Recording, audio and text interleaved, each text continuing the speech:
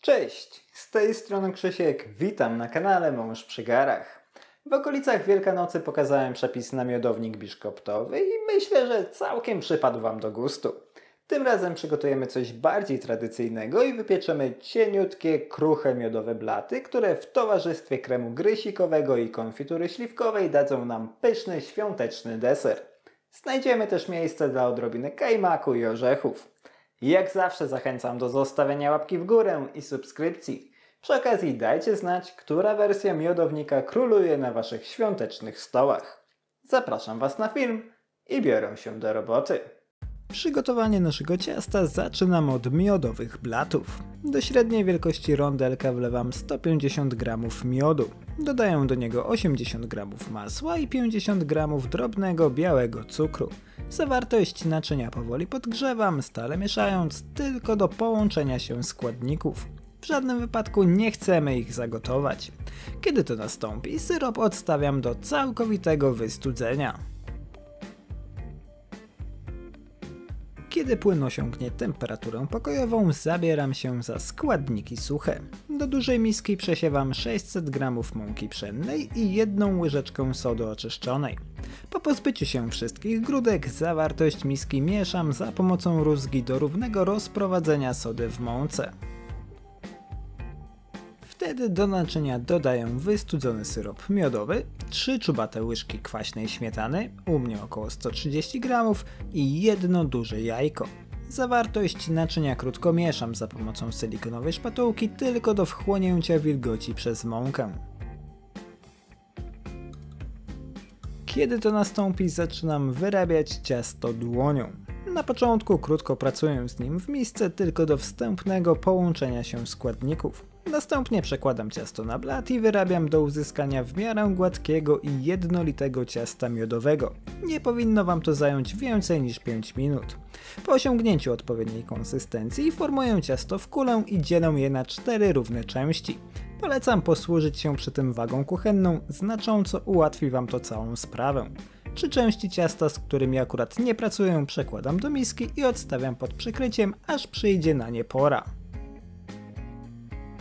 Blat formuję bezpośrednio na wyłożonym papierem do pieczenia dnie kwadratowej formy o boku 26 cm. Ciasto delikatnie rozgniatam palcami tak, żeby przykleiło się do papieru, a następnie wałkuję je do uzyskania cienkiego blatu pokrywającego całą powierzchnię blaszki. Jeśli nie macie blaszki ze ściąganymi bokami, rozwałkujcie ciasto na papierze do pieczenia do rozmiaru Waszej blachy, a następnie delikatnie je przenieście. Po uzyskaniu cieniutkiego blatu nakłuwam go widelcem na całej powierzchni. Dzięki temu ciasto nie powinno się deformować w trakcie pieczenia, ale jeśli zauważycie, że gdzieś na blacie powstają górki, zawsze możecie szybko otworzyć piekarnik i przekłuć je wykałaczką. Tak przygotowany blat trafia do piekarnika rozgrzanego do 180 stopni Celsjusza na 12 minut do uzyskania pięknego złotego koloru. Po tym czasie wyciągam ciasto z piekarnika i odstawiam na około 5 minut do lekkiego wystudzenia, a następnie przekładam je na kratkę i studzę całkowicie. Tak samo postępuję z pozostałymi częściami ciasta. Po wypieczeniu i wystudzeniu wszystkich 4 blatów układam je w blaszce jeden na drugim i odstawiam do lodówki na całą noc. Blaty spędziły w lodówce kilka godzin, zabieram się za krem grysikowy. Następnego dnia możemy przygotować kaszę mannę, która posłuży nam za bazę kremu grysikowego. Do rondelka wlewam 750 ml mleka i dodaję do niego 100 g cukru. Zawartość naczynia podgrzewam, stale mieszając do rozpuszczenia cukru w mleku i lekkiego zagotowania. Kiedy płyn zaczyna delikatnie bulgotać, dodaję do niego 90 g kaszy mannej i energicznie łączę ją z mlekiem za pomocą rózgi. Zawartość rondelka gotuję przez kilka minut, stale mieszając do uzyskania gęstej kaszki. Nie przerywajcie mieszania, w innym wypadku kasza się przypali i trzeba będzie ją przygotować jeszcze raz. Po uzyskaniu pożądanej konsystencji ściągam rondelek z ognia i przelewam jego zawartość do osobnego naczynia. Gotową kaszkę przykrywam folią spożywczą w taki sposób, żeby dokładnie pokrywała jej wierzch. Dzięki temu nie wytworzy się na niej nieprzyjemny kożuch. Naczynie odstawiam do całkowitego wystudzenia jego zawartości. Ewentualnie możecie przygotować kaszę dzień wcześniej, przechować ją przez noc w lodówce i wyjąć około 2 godziny przed przygotowaniem kremu. Po całkowitym wystudzeniu kaszy zabieram się za krem grysikowy. Do dużej miski przekładam 200 g miękkiego masła i ucieram je mikserem do uzyskania jasnej, puszystej masy. Kiedy to nastąpi, zbieram masło ze ścianek miski za pomocą silikonowej szpatułki. Dzięki temu będę miał pewność, że składniki masy odpowiednio się ze sobą połączą. Po oczyszczeniu ścianek miski zaczynam dodawać do masła grysik. Robię to partiami po jednej łyżce i za każdym razem dokładnie łączę ze sobą kaszę z masłem przed dodaniem kolejnej porcji. Ważne jest, żeby masło i kasza były w zbliżonej temperaturze, w innym wypadku krem może się zważyć. Dlatego jak już wspomniałem wcześniej, jeśli przygotowaliście kaszę dzień wcześniej, wyjmijcie ją z lodówki na kilka godzin przed przygotowaniem kremu, żeby mogła się odpowiednio ogrzać.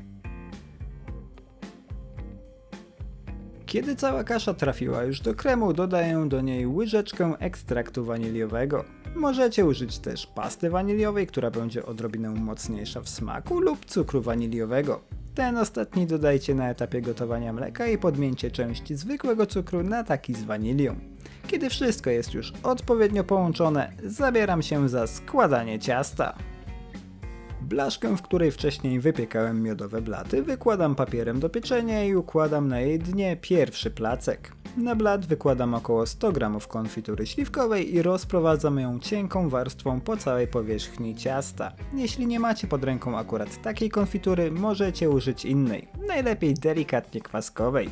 Na konfiturę wykładam 1/3 kremu grysikowego i również rozprowadzam go cienką warstwą po całej powierzchni, a następnie przykrywam go kolejnym miodowym blatem. Potem powtarzam warstwy do wyczerpania wszystkich części ciasta, to znaczy blat smaruję konfiturą, przykrywam ją kremem grysikowym, na to idzie kolejny blat i znowu konfitura, krem i ostatni miodowy blat. W ten sposób blaty powinny być przełożone 3 cienkimi warstwami konfitury i kremu. Nic trudnego, trzeba się tylko przyłożyć do równego rozprowadzenia poszczególnych składników. Po ułożeniu ostatniego blatu na kremie wykładam na niego około 200 g kajmaku i rozprowadzam go po całej powierzchni ciasta. Zamiast kajmaku możecie przygotować np. polewę czekoladową. Sprawdzi się równie dobrze. Wierzch tak przygotowanego ciasta dekoruję orzechami włoskimi i płatkami migdałowymi. Gotowy miodownik trafia jeszcze do lodówki na co najmniej dzień, a najlepiej 2. W tym czasie blaty powinny odpowiednio zmięknąć i nabrać pełni smaku. Po tym czasie ciacho można kroić już w kawałki i podawać w towarzystwie kawy, zarówno tej świątecznej, jak i zwykłej, codziennej. Gotowe! Można się częstować. Przepiękne ciasto, prawda? Mamy tutaj wiele pysznych elementów. Miodowe blaty, krem i powidła. Żaden z nich nie jest dominujący, ale razem tworzą całkiem zgrabną kompozycję. Miodownik smakuje oczywiście najlepiej po kilku dniach, kiedy ciasto skruszeje pod wpływem kremu, ale to przynajmniej daje nam czas na pozostałe świąteczne przygotowania. Dajcie znać, czy przepis Wam się spodobał. Życzę Wam smacznego i do zobaczenia w kolejnym filmie. Cześć!